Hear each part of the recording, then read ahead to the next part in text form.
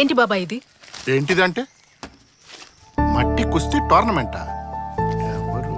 అదిరా, అఖిల, కీర్తి. హే, పోటీలో పాల్గొంటున్నావా? నాకు చెప్పనే లేదే. ఏమీ తెలియనట్టు యాక్ట్ చేయకండి. ఎవరిని అడిగి పేరిచ్చారు మీరు? నేనే నీ పేరు ఇచ్చానమ్మా, వాడినేమనుకో. అన్నయ్య, నువ్వు పేరిచ్చావా? అవునరా, నేనే ఇచ్చాను. ఎందుకు పేరిచ్చారు?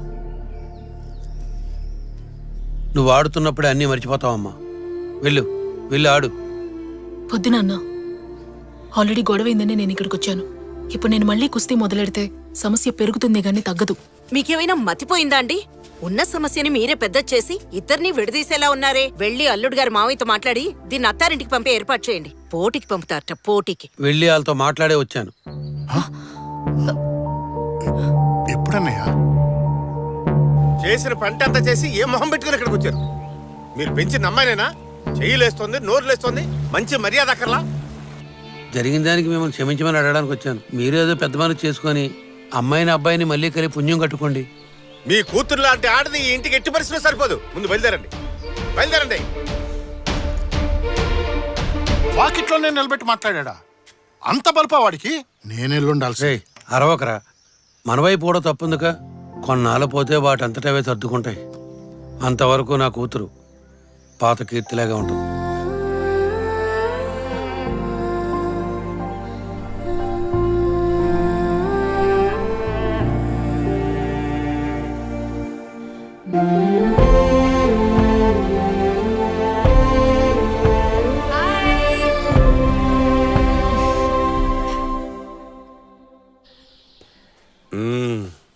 నేను చేసింది తప్పు, నన్ను మన్నించండి అని కాళ్ల మీద పడి వేడుకుంటుందనుకుంటే మళ్ళీ కుస్తీలు పట్టడానికి వెళ్ళిపోయిందా?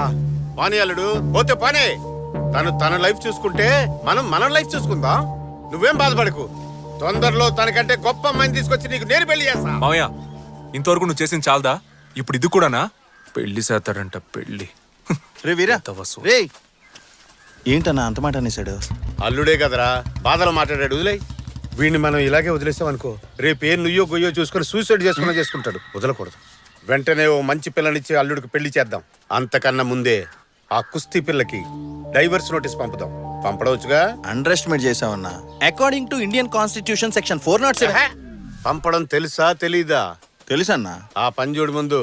ఇప్పుడు వెళ్ళి పంపించేస్తాను.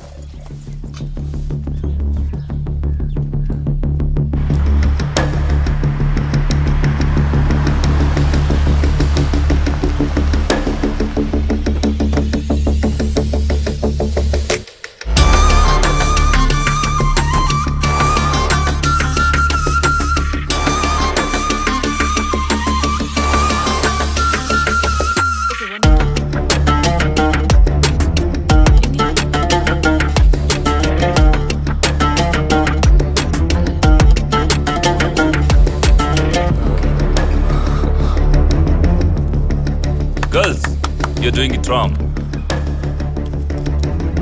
Could you hold this for me? Come on. So now, can you take this leg back? Yeah. Yeah, that's the position. Okay. Lokesh, over here. Thank you. ఎరా, టోర్నమెంట్ వర్క్స్ ఎన్ని ఉన్నాయి? వచ్చి రాగానే నీ లీలలు మొదలు పెట్టేసావా? నన్నేం చేయమంటావు? పిల్ల మస్తు హాట్ ఉంది కదా. Mind you, she's married. Oh really? Wow. I'm more comfortable with married women.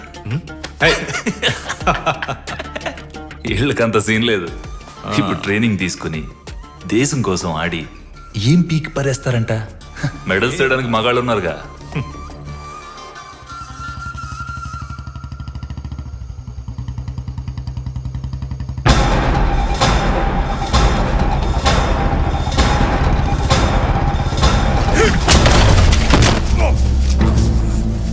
అన్నా వెంటనే బయలుదేరి కారికి రా అన్నా. ఏంట్రా ఏదైనా ప్రాబ్లమా? చెప్తున్నా కదా, త్వరగా రానా నువ్వు.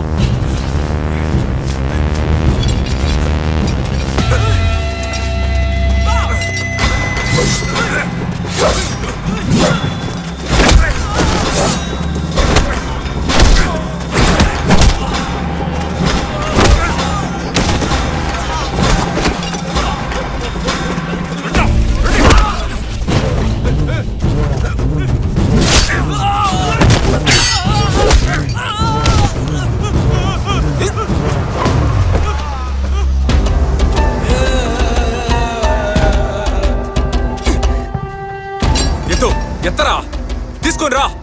ఇవాళ నువ్వో నేనో తేలిపోవాలి. నీతో గొడవపడి నేను చంపడానికి వచ్చా అనుకున్నావా? ఎప్పుడైతే నీ పిల్లం నన్ను కొట్టి నీ ప్రాణం కాపాడిందో ఆ రోజు నువ్వు చచ్చిపోయావు. నాకు సంబంధించినంత వరకు నువ్వు చచ్చిన పావు. పాలు తాగే పసిపిల్లడితోన్న గొడవకి వెళ్తాను కానీ నీతో మాత్రం గొడవకి రాను. నీ మీద చెయ్యాలన్నా కూడా అవమానంగా ఉంది. నీకు విషయం తెలుసారా? ఎప్పుడైతే నీ పిల్లం నన్ను కొట్టిందో ఆ రోజు నుంచి నా పిల్లం నా మర్యాద ఇవ్వడం మానేసింది. ఊరందరి ముందు ఆడదాంతో దెబ్బలు తిన్నాను ఉమ్మేసింది. రై, ఎవరా ఫోన్ చేసింది? ఆ? అన్నా నేనా? రా, రా, రా, రా, రా, రా, రా, రా. ఇలాంటిదేదో జరుగుతుందని ఫోన్లో విషయం చెప్పమంటే రాన్నా రాన్నా అన్నావు. వీటి గురించి ఇంకోసారి ఫోన్ చేస్తే మిమ్మల్ని అందరినీ చంపి జైలుకెళ్ళి కూర్చుంటా. నా పాటికి నేను కార్తీక దీపం సీరియల్ చూస్తుంటే టెన్షన్ పెట్టారు కదా. టెన్షన్ రేయ్ రారా. రై పరా. స్లిప్పులు ఎట్టి పాస్ అయ్యవా, చదివి పాస్ అయ్యవా? పాస్ అయ్యా, నీకు అది లేదు. దా, దా. రే, రే, అల్లు, అల్లు, రా. బాటలన్నా ఉరోని.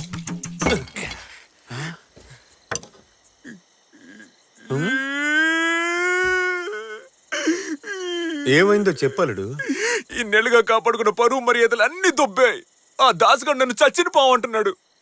ఊళ్ళో వాళ్ళందరూ వీరాని నా పేరు మర్చిపోయి కీర్తి మొగుడు అని పిలుస్తున్నారు. నాకు బతకాలనిపించట్లే మావయ్య. ఎందులోనైనా దూకి చచ్చిపోనుంది. నేనేమన్నాను రా? నీ ఫీలింగ్స్ నాకు పూర్తిగా అర్థం అవుతాయి అల్లుడు. నీకు జరిగిన అవమానాలు నాకు జరిగాయి అనుకో, నేను ఎప్పుడో రేసు చచ్చేవాడిని. మళ్ళీ చేస్తాడు. నిన్న కాకినాడ కాంతారావు ఇంటికి వెళ్ళి మా అల్లుడికి మీ పిల్లనిస్తావా అని అడిగాను. దానికి ఆయన ఏమన్నాడో చెప్పమంట? ఏమన్నాడు? మీ అల్లుడు బారిలో గొడవ పడతాడు, పంచాయతీలో గొడవ పడతాడు, అంతెందుకు గుళ్ళో కూడా గొడవ పడతాడు. ఎక్కడ పడితే అక్కడికి నా కూతురు వెళ్ళి ఫైటింగ్లు చేసి ఆయన్ని కాపాడలేదు, దాన్ని నేను అలా పెంచలేదు అన్నాడు. దాని అర్థం ఏంటనుకున్నావు? ఏమర్థం మావయ్య? ఆ? నీ పిల్లం తోడు లేకుండా నువ్వు ఒంటరిగా ఒంటేలు కూడా పోవని అర్థం అల్లుడు.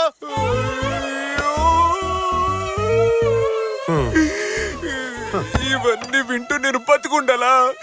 ఇప్పుడే చచ్చిపోతా. నాది నువ్వు చావాలంటే తాగాల్సింది ఇది కాదు. మోటార్ రూమ్ లో దొడ్లు గడిగే ఫినాల్ బాటిల్ ఉంటది, అది అయితే పని అవుతుంది. నేను వెళ్తా. ఏయ్! వెళ్ళి చచ్చిపోతా. చస్తే పోయిన మర్యాద మళ్ళీ తిరిగి వస్తుందా? మర్యాద పోయిందని తట్టుకోలేక పైకి పోయడం చెడ్డ పేరే మిగులుతుంది. ఎక్కడ పోయిందో అక్కడే ఎత్తుక్కోవాలరా. ఎక్కడ పడితే అక్కడ ఎతికేవనుకో, ఎతికేది ఎలాగా దొరకదు. పోయిన మర్యాద ఎన్నటికీ తిరిగిరాదు. ఏంది మావయ్య నువ్వు అనేది? నీ పెళ్ళం ఉందే, అది నీకన్నా బలశాలని ఊరు ముందే నిరూపించుకుంది. అదే ఊరు ముందు నీ పెళ్ళం కన్నా నువ్వే బలవంతుని నిరూపించుకొని చూపించు. అంటే మళ్ళీ వాళ్ళతో తిన్నాలో గొడవ పడమంటావా? మంది ఎక్కువైంది నీకు. మరి వచ్చే నెలలో నీ పెళ్ళం ఓ కుస్తీ పోటీల్లో పాల్గొంటుంది కదా. అవును. అదే పోటీలో నువ్వు చేరి దాన్ని తుక్కు తుక్కు కింద ఓడించి గెలిచి చూపించు. దీనికన్నా ఫినాలే బెటర్. ఏంది అల్లుడు ఆలోచనలో పడ్డా? ఆ గెలుపు తర్వాత ఈ ఊళ్ళో వాళ్ళందరూ నీకు ఇచ్చే మర్యాద ఉంటుంది చూడు, అది వేరే లెవెల్ అంతే. ఏంటన్నా పిచ్చి పిచ్చిగా వాగుతున్నా? అమ్మాయిల పోటీల్లో ఈడెలా పాల్గొంటాడు చెప్పు? సెక్షన్ 407 ప్రకారం ఇది అసలు రూలే కాదు. నువ్వు నీ తొక్కలో రూల్స్ మర్చిపెట్టుకో. ఫారెన్ లో జరిగింది కదా, టీవీలో మనం చూసాం కదా. బలవంతంగా అయినా ఒప్పిద్దాం. ఇండియా ఇంకెప్పుడు డెవలప్మెంట్? వీడికి అసలు కుస్తీ పడ్డమే తెలియదుగా. ఇందులో పెద్ద తెలుసుకోవడానికి ఏముందిరా? మన ఊళ్ళో కబడ్డీ ఎంతో, ఆ ఊళ్ళో కుస్తీ ఎంత? ఏమంటున్నావు మాంసు? కబడ్డీ కుస్తీ ఒకటా? ఈ పోటీలన్నీ ఒకే బాపత్రా, పేర్లే వేరు వేరంతే. నేను చెప్తున్నాను కదా, పోటీలో నుంచో గెలిచి తీరతావు. జై హింద్.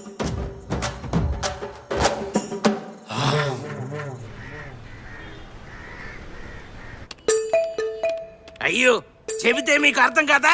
అది లేడీస్ కి జరిగే పోటీ. ఆడాళ్ళు మాత్రమే ఆడాలి అందులో. జెంట్స్ ఆడే పోటీలో పాల్గొను నువ్వు. అది జరగని పని అని చెప్తున్నా. నా మేనల్లుడు లేడీస్ మ్యాచ్ లో పాల్గొంటాడు. వాడికి అది లైఫ్ అండ్ డెత్. ఓయ్, నువ్వు అనుకున్నట్టు ఇది సాదా కుస్తీ కాదు, మట్టి కుస్తీ. మట్టి కుస్తీ అంటే మట్టిలో తనుకుంటారా? కుస్తీ అంటే modern free style wrestling, mat మీద ఆడేది. కానీ మట్టి కుస్తీ ఓల్డ్ ట్రెడిషనల్ రెజ్లింగ్, మట్టిలోనే ఆడాలి. Super tough. అదంతా నువ్వు చెప్పకూడదయ్యా. మేమంతా పుట్టినప్పటి నుంచి మట్టిలోనే దొరిలాం. గిల్లి, గోలి, బొంగరం, కోతుకొమ్మచ్చి, చుక్చుక్కు పుల్ల, తొక్కుడు బిళ్ళ, కర్రసాము, ఇలా మేము ఆడిన ఆటలన్నీ జీవితంలో నువ్వు వాడుంటావా? మేమందరం మట్టిలో మాటికెళ్ళయ్యా. నువ్వు మట్టి వాగుడు ఆపి మా అల్లుడి పేరు రాసుకో ముందు. రాసుకో. Hello sir. అవును సార్, బాగా నసగాళ్ళ ఉన్నారు. ఇదిగో వస్తున్నారు. ఈడే ఒక పొట్టి నస, మన్న నస అంటున్నాడు. వెళ్ళు, నువ్వు వచ్చాక చెప్తా. ఏంటి ప్రాబ్లం? సార్, రాజమండ్రి ఏరియా నుంచి వచ్చా సార్. కీర్తితో కుస్తీ పట్టాలి, పోటీ పెట్టమని తన హస్బెండ్ ఒకటే నసపెడుతున్నాడు సార్. వాళ్ళిద్దరి మధ్య ఏదో సమస్య అనుకుంటా. అది ఎలా తీర్చుకుందాం అనుకుంటున్నాడు సార్. ఇంట్లో సమస్య అయితే దాన్ని ఇక్కడ తెలుసుకోవాలా? కోర్టుకు వెళ్ళమనవయ్యా, ఇడియట్స్. కోర్టుకి వెళ్తే ప్రాబ్లం తొందరగా తేలదు. వెంటనే సొల్యూషన్ కావాలనే కదా ఇక్కడికి వచ్చారు. అందరూ తప్పేంటి? అయితే మ్యాచ్ అరేంజ్ చేయమంటావా? ఏంటి నువ్వు? మ్యాచ్ అరేంజ్ చేస్తే తప్పేంటి? ఇంతకు ముందు హస్బెండ్ అండ్ వైఫ్ మ్యాచ్ జరగనేలేదు. జరిగితే ఆల్రెడీ పోటీలన్నిటికీ షెడ్యూల్ ఫిక్స్ చేశాం కదా సార్. స్పెషల్ కేటగిరీ మ్యాచ్ అని అనౌన్స్ చేస్తే పోలా? అంతా మన చేతిలో పనేగా. అది సరే, నువ్వెందుకు ఈ మ్యాచ్ జరిపించాలని అంత ఇంట్రెస్ట్ చూపిస్తున్నావు? కమ్ ఆన్, ఈ మ్యాచ్ జరిగితే నీకు నీ క్లబ్కే బెనిఫిట్. ఎలా చెప్పు? ఒక హస్బెండ్ వైఫ్ మ్యాచ్ జరిగితే పబ్లిక్ లో ఒక ఎక్సైట్మెంట్ ఉంటుంది. స్పాన్సర్స్ చాలా మంది వస్తారు, అడ్వర్టైజ్మెంట్స్ ఉంటాయి. మనం టికెట్ రేట్స్ పెంచి డబ్బులు బాగా లాగొచ్చు.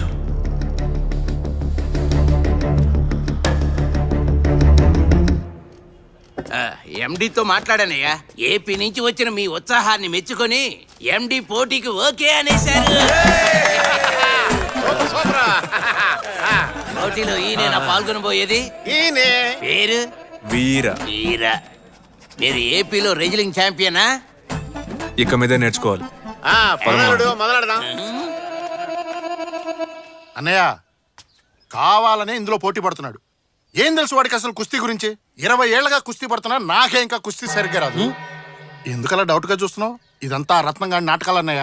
వాడి కోసమైనా మన అమ్మాయి ఈ పోటీలో పాల్గొని అల్లుడు గారిని ఎగేసి దిగేసి కొట్టాలి. బావుందయ్యా నువ్వు చెప్పేది. ఊరందరి ముందు దీని మొగుడిని ఇది కొడితే రేపు మళ్ళీ ఇద్దరు కలిసి ఎలా కాపురం చేస్తారు? కీర్తి, ఈ పోటీలో పాల్గొనడం లేదని చెప్పేసిరా. మనకి కుస్తీ వద్దు, ఏమొద్దు. Sir post. ఆ, ఏంట్రా అది? పొగరు కాకపోతే ఎంత పని చేశారో చూడు. డైవర్స్ నోటీస్ పంపించారు వాళ్ళు. ఆవేశపడద్దు అన్నారు. ఇప్పుడు కూడా ఆవేశపడకపోతే ఎలా? విడగొట్టేద్దామనే. వీళ్ళంతూ చూడాలన్నయ్య. భగవంతుడా.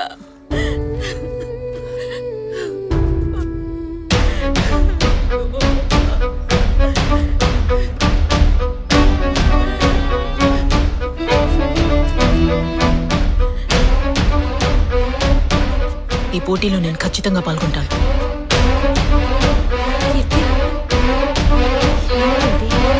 కోడాంగి కుస్తీ సమాజం. ఏంట్రా ఇదేదో తేడా ఉంది?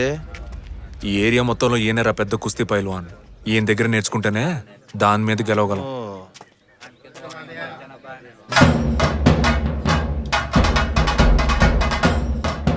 ఆయనరా కోచు. కోడాంగి ఈయనే అనుకుంటా, పేరు తగ్గట్టున్నాడు.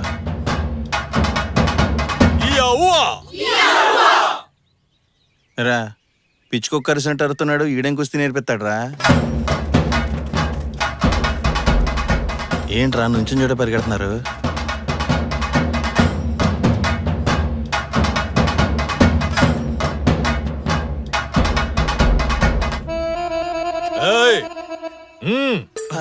పదరా, ఖర్చేసేలా ఉన్నాడు. నమస్తే. ఎవర్రా కోచ్. మీరు? నేను వీరా, వీడి చట్టం. పేర్లు అడిగానా? స్టూపిడ్స్, ఎందుకు వచ్చారు ఇక్కడికి? 15 రోజుల్లో నేను మట్టి కుస్తీ నేర్చుకుని పెద్ద ఛాంపియన్ అవ్వాలి. నన్ను ఆశీర్వదించండి కోచ్. 15 రోజుల్లో నేర్చుకోవడానికి ఏదైనా పప్పు సాంబారా? కుస్తీరా? తెలుసు కోచ్. ఒక పెద్ద పోటీలో పాల్గొనడానికి పేరిచ్చాను. అందులో గెలవకపోతే నా పరువు పోద్ది కోచ్. ఇంకెక్కడ పరువు? ఎప్పుడో పోయింది. గమ్మునుండ్రా. మట్టి కుస్తీ అంటే ఏంటో తెలుసా నీకు? కబడ్డీ తెలుసు coach. Kabaddi. What is this nonsense? కుస్తీ తెలుసా అంటే తెలుసో తెలీదో చెప్పాలి. అది వదిలేసి కబడ్డీ ఆడుతున్నావు. పిచ్చా నీకు? ఈడు మంచోడే కోచ్. ఇలా మామకే కొంచెం పెచ్చ, అందుకే కబడ్డీ కుస్తీ ఒకటని చెప్పి పంపించాడు. ఆ పిచ్చోడి దగ్గర నేర్చుకోపో. కోచ్ ఆగండి coach. Coach coach please coach, నా జీవితం మీ చేతిలోనే ఉంది. అంత పెద్ద పోటీనా? ఇంత కసిగా ఉన్నావు? చెప్తాను కోచ్. నా వైఫ్ తను ఇప్పుడు అర్థమైంది. మిగతా కథ నేను చెప్తాను. నీ వైఫ్ కి హెల్త్ ప్రాబ్లం, ట్రీట్మెంట్ చేయించడానికి డబ్బులు కావాలి. అందుకని పోటీలో పాల్గొని ప్రైజ్ గెలుచుకోవాలనుకుంటున్నావు. ఏమై కరెక్ట్? అది మామ కన్నా తెంగరోళ్ళ ఉన్నాడు. భలే కనిపెట్టారు కోచ్. నా కథ కూడా షేమ్ టు షేమ్. నా వైఫ్ ట్రీట్మెంట్ కోసం కుస్తీ పోటీలో పాల్గొని ప్రైజ్ గెలుచుకున్నాను. I'm very proud of you. నేను నీకు కుస్తీ నేర్పిస్తాను. థ్యాంక్ యూ రేపే కోచ్. వచ్చి జాయిన్ అయిపో.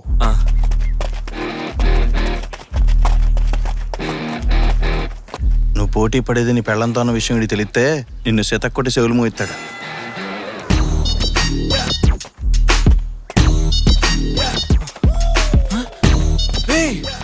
ఇక్కడేం చేస్తున్నావురా? నేను ఎప్పుడో జాయిన్ అయ్యా, నువ్వు వెళ్ళాటు. భర్తల భద్రతా సంఘంలో నేను చేరినట్టు నా పెళ్ళానికి తెలిసిపోయింది. ఆఫీస్ లో అందరి ముందు లెఫ్ట్ రైట్ వాయించింది. పోటీలవి వద్దమ్మా, చెప్పేది విను.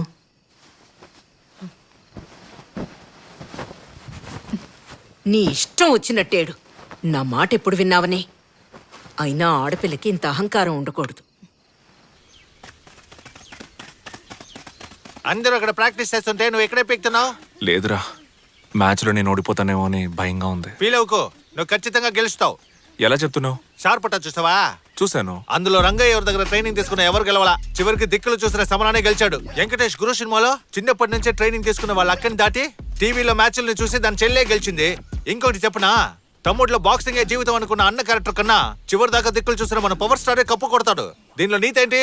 మ్యాచ్ లో గెలవడానికి దిక్కులు చూస్తే చాలు. నువ్వు బాగా దిక్కులు చూస్తున్నావుగా.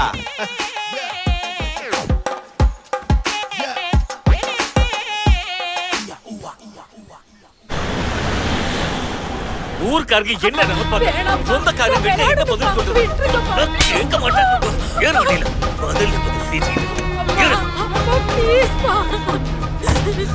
அப்பா எனக்கு கல்யாணம் வேணும்பா, ப்ளீஸ் பா. அப்பா ப்ளீஸ் பா. என் பொண்ணு வீட்டை விட்டு வந்து 2 மாசம் ஆச்சு.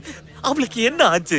அவ எங்க போனான்னு தெரியாம அவ அம்மா வீட்டுல படுத்த படுக்கையா கிடக்கா. நீ ஒரு கோச் தானையா? நீயாவது வீட்டுக்கு இன்ஃபார்ம் பண்ணிருக்கலாம்ல. இவ்வளவு நாள் என் பொண்ணை பத்திரமா பாத்துக்கிட்டதுக்கு இதான் பிடி. வண்டியை விடலாம். ப்ளீஸ் பா, இது என்னோட డ్రీమ్ பா.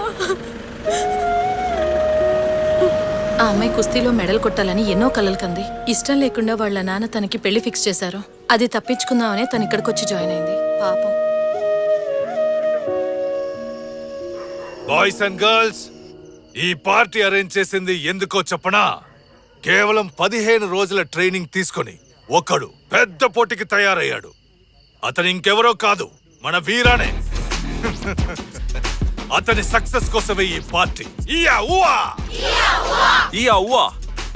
నువ్వు మ్యాచ్ గెలిచిన తర్వాత ఆ సక్సెస్ ని ఎవరికి డెడికేట్ చేస్తావు? మీకే కోచ్. నో, నీ వైఫ్ కే డెడికేట్ చేయాలి నువ్వు. రేయ్, గెలిచినప్పుడు కదరా డెడికేట్ చేయాలి. ఓడిపోయే మ్యాచ్ కి ఎందుకు గోలా? రేయ్, ఎక్కడికి? మెక్కడానికే. వస్తావా? కోచ్, వైఫ్ అండ్ వైఫ్ గురించే మాట్లాడుతున్నారు. మీ వైఫ్ చనిపోయి చాలా కాలం అయింది, ఇంకా ఆవిడ గురించే తలుచుకుంటున్నారా? రోజులు గడిచే కొద్దీ తన జ్ఞాపకాలతోనే బతుకుతున్నాను. తాగుతూ మృగంలా తిరుగుతున్న నన్ను మనిషిలా మార్చింది తనే. తన నాన్నకి నన్ను పరిచయం చేసి కుస్తీ నేర్పించమంది. ఒకరోజు పెళ్లి కూడా చేసుకుంది. అంతా తన ఇష్టమే. పిల్లలు లేకుండా కూడా ఉండొచ్చు, కానీ వయసు అయిపోయాక భార్య లేకుండా ఒంటరిగా బతకలేం. మీ మధ్య అసలు గొడవలు రాలేదా? నేను నీకు అక్కర్లేదు, నువ్వు నాకు అక్కర్లేదు అనుకున్న వాళ్ళ మధ్య అస్సలు గొడవలు రావు. నేను నీకు ఎంత ముఖ్యమో, నువ్వు నాకు ఎంత ముఖ్యమో అనుకునే వాళ్ళ మధ్య గొడవలు వస్తాయి. దాన్నే మొగుడు పిల్లల గొడవ అంటారు. మేము గొడవ పడని రోజంటూ ఉండదు. తిట్టుకుంటాం, కొట్టుకుంటాం. నీ పెళ్ళాం మెడలో తాళి కట్టిన క్షణం నుంచి నీ కుటుంబం అనే సామ్రాజ్యానికి తన మకుటంలోని మహారాణి అవుతుంది. తన మాటే శాసనం. దానికి అనుకూలంగా నడుచుకోవడమే మొగుడు పని. ఈ రహస్యాన్ని అర్థం చేసుకుంటే కుటుంబంలో ఏ సమస్య రాదు. మీరొకరు కోచ్. చాలా ఇళ్లలో పెళ్ళాం చెప్పిన దానికి మొగుడు తలాడించినా గొడవలు వస్తానే ఉన్నాయి.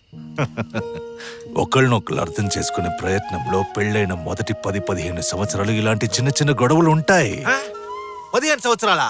ఆ తర్వాత సర్దుకుపోతాయా? వెంటనే సర్దుకోవు. అప్పుడప్పుడు ఇంటికి వచ్చిపోయే చుట్టాల్లాగా అప్పుడప్పుడు ఇంకో 7-8 సంవత్సరాలకి గిల్లి కచ్చాలుంటాయి. అప్పుడైనా సర్దుకుపోతాయా లేదా?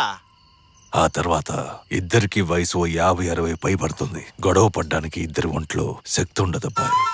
ఆ క్షణం నుంచి మొదలవుతుంది ప్రశాంతమైన జీవితం.